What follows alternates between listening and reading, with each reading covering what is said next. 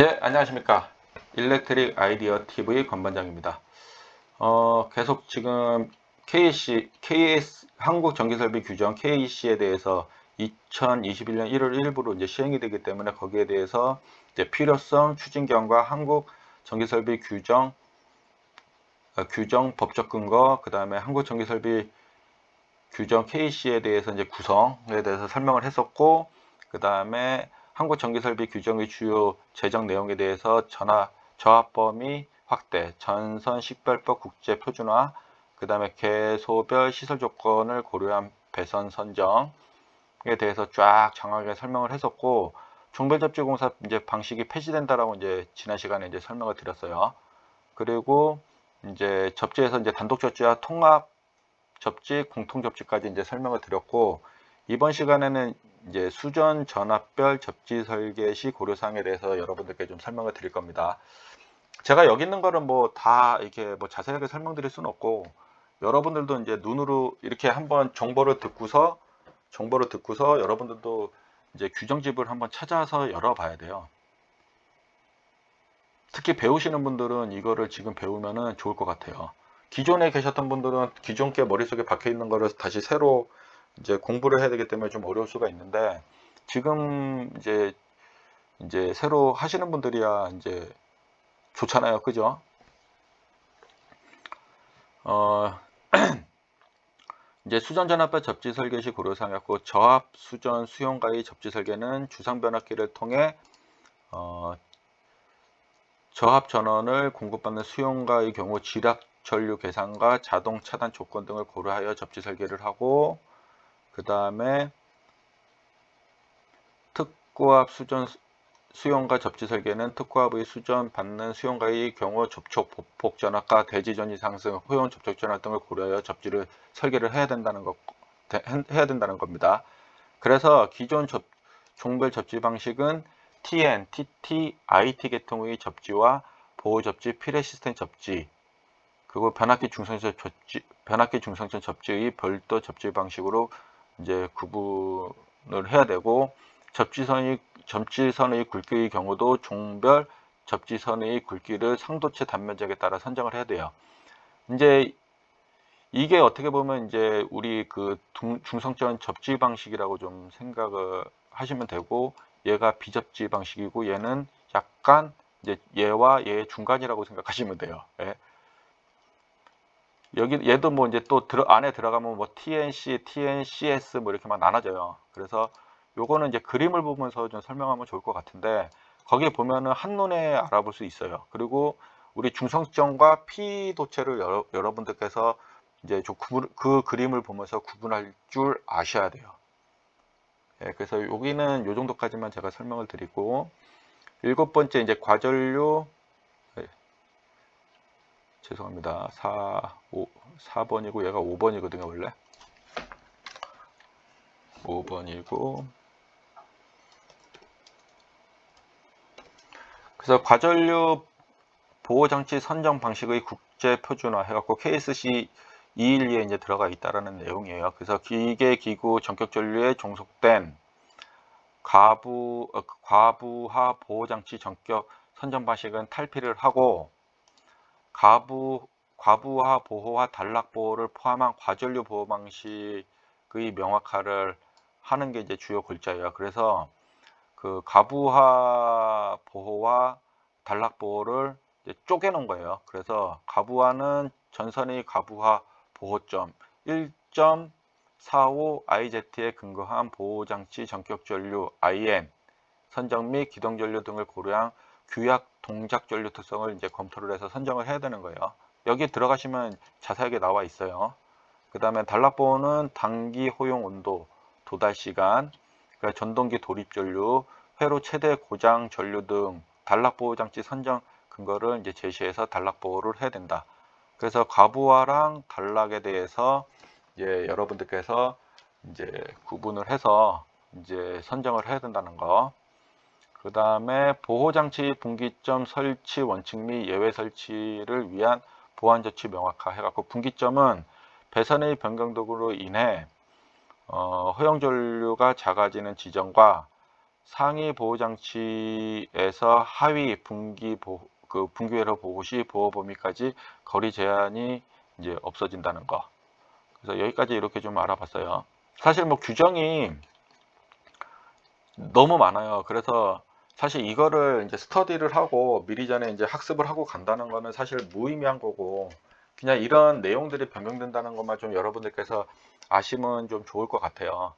물론 이거를 이제 좀 요지를 정확하게 파악해 놓으면 나중에 여러분들이 설계를 가든 시공을 가든 아니면 감리를 가든 이제 도움이 될 겁니다. 왜냐, 엔지니어는 이제 규정이 바뀌고 규격이 바뀌면 꾸준히 계속 공부를 해야 되는 거고, 이제 IC 규정이나 아니면 IEEE, 그 다음에 안시, IEEE와 안시라는 규정은 거의 대부분 같아요. 안시에서 먼저 이제 만들고, 이제 게재를 해서 올리면 IEEE에 이제 들어가는 방식으로 이제 선정이 되는 건데, 요 두 개 규정만 정기는 알고 계셔도 많은 도움이 이제 될 거라는 거예요. 이제 해외 쪽, 우리 국내 같은 경우 국내만 보는 게 아니라 우리는 해외를 보고 일을 해야 되잖아요. 그렇기 때문에 IC랑 안C는 이제 우리 전기 엔지니어들에게는 이제 필수 규정이라고 좀 생각하시면 좋을 것 같아요. 그나마 이제 도움이 되는 게, 예전에 KSC 규정이나 내선 규정을 별도로 공부해서 이제 막 해야 됐지만, 지금은 이제 IC 규정으로 이제 통합이 KSC IC라고 이제 붙이잖아요. 그래서 이제 통합해 갖고 이제 맞춰가는 과정이라고 좀 생각하시면 되고, 요번 이제 규정은 이제 뭐랄까, 이제 좀 이렇게 명확화를 좀 했고, 그렇게 규정 바뀌기 싫은 그런 것들을 요번에는 과감하게 이제 바꿨다라는 거에 저는 좀 높이 평가를 좀 하고 싶습니다. 이제 전기 엔지니어로서 한 사람, 우리 이제 국내 전기 엔지니어의 한 사람으로서요. 그리고 이제 홈페이지 KCC, 이제 그 한국전기기술인협회 들어가면요, 제가 이 말씀드렸던 내용들이나 이제 교육 과정들이 다 들어가져 있어요. 그래서 그런 데 가서 이제 공지사항이나 자료실 이런 데 들어가서 보시면은 여러분들께 이제 많은 이제 도움이 될 걸로 생각이 되고요. 그 다음에 이제 내년도 되면은, 내년도 이제 1월 1일은 이제 이제 한국 전기설비 기준이 이제 제정이 돼서 이제 시행이 되잖아요. 한국 전기설비 규정 KC가 이제 돼서 시행이 되고, 그 다음에 이제 법들이 되게 많이 바뀌어요. 뭐 우리 안전사고 관련된 그런 법들도 이제 내년도에 보면은, 우리 그 법제처 있죠. 법제처 들어가면은, 제가 여기 좀 타이핑을 해드릴게요. 여기 이게 법제처 들어가시면은, 우리 전기 엔지니어들은 이제 전기사업법, 그 다음에 전기공사업법, 전력기술관리법은 기본이에요. 요 내용에 대해서는 제가 우리 유튜브 영상에도 여러 이제 교육했던 바가 좀 있어요. 전기사업법의 주요 내용을 발췌를 하거나, 전기공사업법의 주요 내용을 발췌를 해서 설명을 하거나, 전력기술관리법의 감리, 설계 이런 것들을 이제 좀 발췌해서 설명한 그런 자료들도 있고, 전기공사업법에도 그런 내용들이 있어요. 그 다음에 이제 좀 바뀌는 게, 이제 전기사업법 내에 전기안전관리자 선임 기준이 사실 들어가 있었는데, 그 전기안전관리법이라는 게 내년 5월 1일인가 4월 1일부터 이제 새로 만들어져 갖고 제정이 돼요. 여기에 큰 꼭지는 뭐냐면은 전기안전관리자 직무고시라는 게 들어가 있어요. 그래서 이제 전기안전관리법에 대해서 이제 나라에서 이제 관심을 갖고 지금 법을 만들었다는 거고, 앞으로 이제 전기 안전사고에 대해서는 일어나게 되면은 이제 좀 어려움이 좀 있을 거라고 좀 생각이 됩니다. 그래서 저도 실제 이제 우리 회사에 이제 전기 안전관리자기도 합니다, 저는. 그래서 이제 요 법에 대해서 저도 이제 좀 관심을 가지고 좀 보고 있고, 저도 지금 스터디 중에 있어요. 그래서 지금 저도 이제 내년도에 이제 전기 안전관리 규정을 만들고, 이제 이제 밑에 같이 일하는 사람들한테 내리고, 지금 현재 이제 제가 지금 제일 중요하게 보는 건 뭐냐면요. 요 잠깐 이제 좀 설명을 드리면은, 이제 우리 전기를 담당하는 사람들은 절연, 저항, 그 다음에 누설, 전류, 그 다음에 절연 저항과 누설 전류, 그 다음에 전기 안전 장구, 그 다음에 시험 및 계측 기류, 그 다음에 접지 저항. 그러니까 저는 이제 전기 안전 관리를 하기 위해서는, 사고를 예방하기 위해서 절연 저항, 누설 전류, 그다음 접지 저항은 필수라고 생각해요. 필수. 그리고 그 전기 안전관리자 직무 고시에도 절연 저항이나 누설 전류, 접지 저항을 필수로 체크하게 돼 있어요. 이게 절연 저항과 누설 전류는 사실 같은 맥락이기 때문에, 이제 전기 안전관리자 직무 고시에 보면은 절연 저항을 체크하든지 누설 전류를 체크하든지 둘 다 초이스하게 이제 선택하게 돼 있습니다. 그 다음에 전기 안전 장구 반드시 비치를 해야 돼요. 이거를 이제 사업주한테 안 사주면은 사업주 구속돼요. 이제 사업주가 이제 제재를 받게 돼 있어요. 그 다음에 시험 및 계측 기류도 이제 전기 안전관리자 직무 고시에 보면은 이제 필수 계측기들이, 비치해야 될 계측기들이 있어요. 그거를 가지고서 이제 비치를 좀 해놔야 될 것 같고, 접지 저항은 건물별, 그 다음에 이제 에어리어, 그러니까 에어리어가 이제 막 쪼개져 있잖아요. 그런데 이제 접지를 했던 근거들을 이제 만들어 놔야 된다고 저는 생각을 합니다. 그래서 요것도 제가 계속 이제 여러분들께 이제 설명을 드릴 거예요. 계속. 그래서 제 채널에 들어오시면은, 저는 사실 이게 설계도 해보고 시공도 해보고, 그 다음에 감리를 제가 이제 발주를 내서 이제 실제 이제 계획돼서부터 이제 준공 때까지 이제 진행을 해봤고, 물론 이제 경험이, 이제 제가 가진 경험과 이제 다른 이제 저와 비슷하게 가진 경험을 가지고 있는 사람들이 봤을 적에는 어떻게 보면 좀 다를 수 있어요. 근데 저는 일단은 계획을 해서 완료까지 했고, 그 성과물을 가지고 있는 사람이죠.